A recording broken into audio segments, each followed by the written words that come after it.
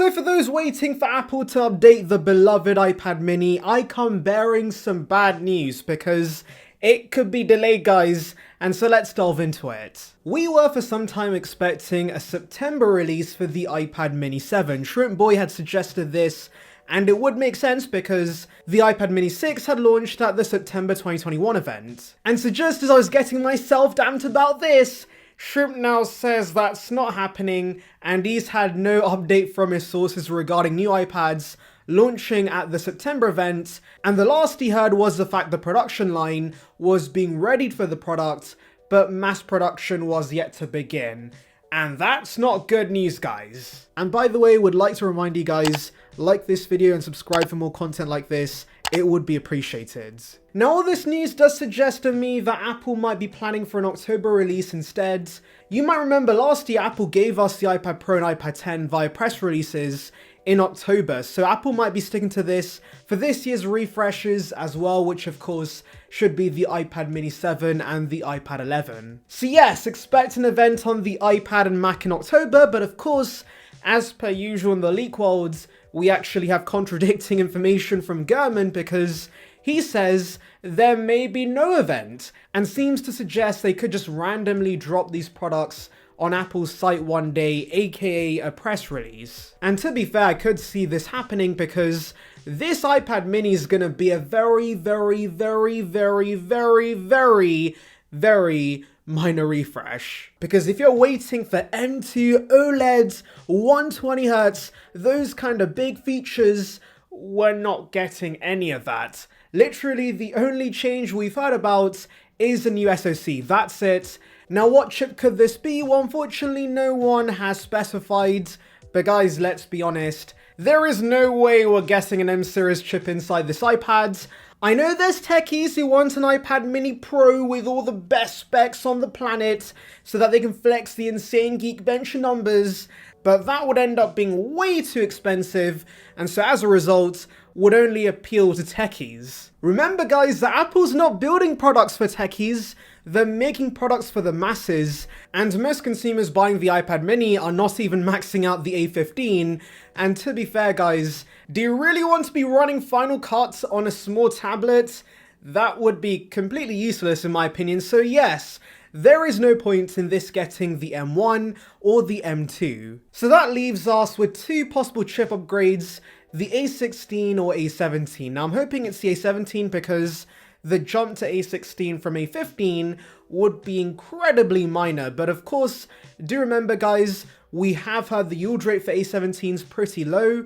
I believe it's 55%, which is not very good.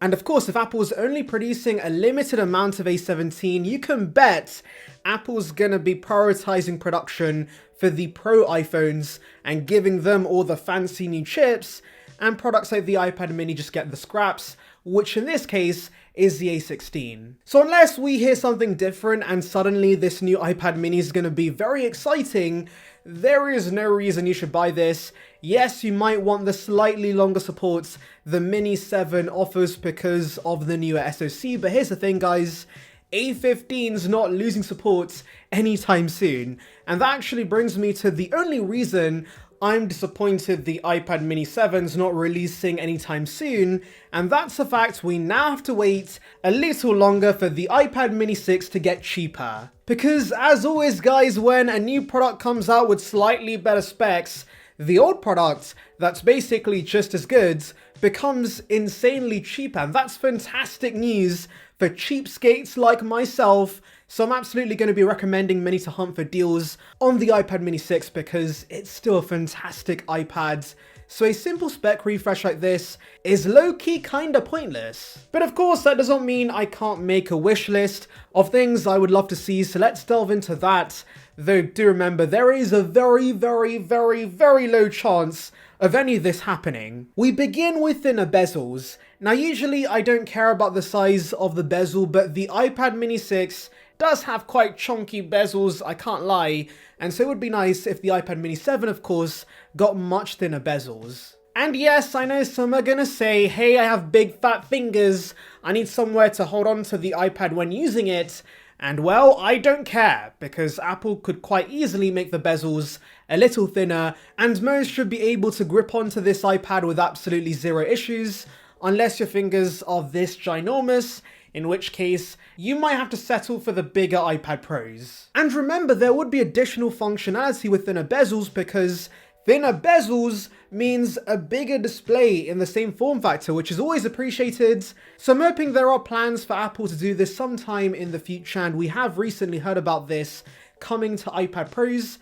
So hopefully in a few years, the iPad Air, the Mini, and eventually the regular iPads also get thinner bezels. Another display related change I would like to see is fixing the scaling on the iPad, because Apple's literally just miniaturized the iPad Pro UI without optimizing the content for the smaller display. Yeah, Apple has become very lazy. I can't believe they actually released it like this. But yes, for example, on the home screen, there is a ton of wasted space, and as a result, some widgets and the information they show are frankly too small. It actually reminds me of this meme, because even with my glasses, it's a tad too tiny for my liking, and no changing the font does not fix this.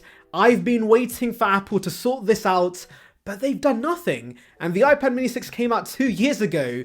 Does Apple not care about iPad Mini users? I'm gonna riot outside Apple HQ if you don't fix this, Timothy. Anyways, moving to my next request. Most probably don't care about this, but I'm gonna mention it anyways because I obsess about colors way too much. And that's the fact, I want a proper silver iPad Mini. I got Starlight thinking, hey, this should be good enough. But no, it's not silver. I hate the gold hue it has. Please get rid of it. Just go back to good old regular bog standard silver, because that looks a lot cleaner. They did this actually with the Apple Watch, because they got rid of silver with the Series 7, but because there was so much backlash from the Apple sheep community, they brought it back for the Series 8. And so I'm praying the same happens with the new iPad Mini, because I want a silver iPad Mini so bad. Now, I don't see my next request ever happening, if I'm being honest.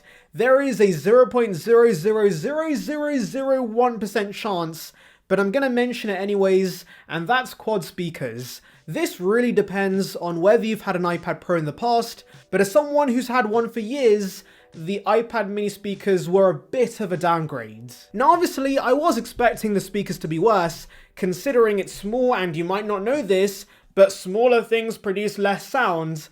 But the quad speakers really do make the sound fuller, which the dual speakers on the Mini lack. So please Apple, it's about time the mid-range iPads get this. I need to be jamming to my tunes with the best speakers possible, so give us quad speakers on the Mini. But by far the easiest change Apple could implement is 128 gigs of base storage. I can't believe we're still requesting this, but yes, while I can make do with 64 gigs, I'll be honest, Apple should not be offering this little storage on a brand new iPad. The only model that gets a pass from me is the iPad 9, because nowadays you can find that for $300 or less. But the iPad Mini does not have a mini price tag. It's actually a relatively expensive iPad. And so Tim, listen up, give us 128 gigs as standard. The fact we have to pay a whopping $150 more for 256 is absolutely ridiculous. It's daylight robbery, and it definitely does not cost Apple that much for higher storage NAND modules. So stop ripping us off. 128 gigs should really be the standard for all their products, but at least for the mid-range iPads, it should be the default. Anyways, let me know your thoughts in the comments. Make sure to like and subscribe for more content like this, and thank you for watching.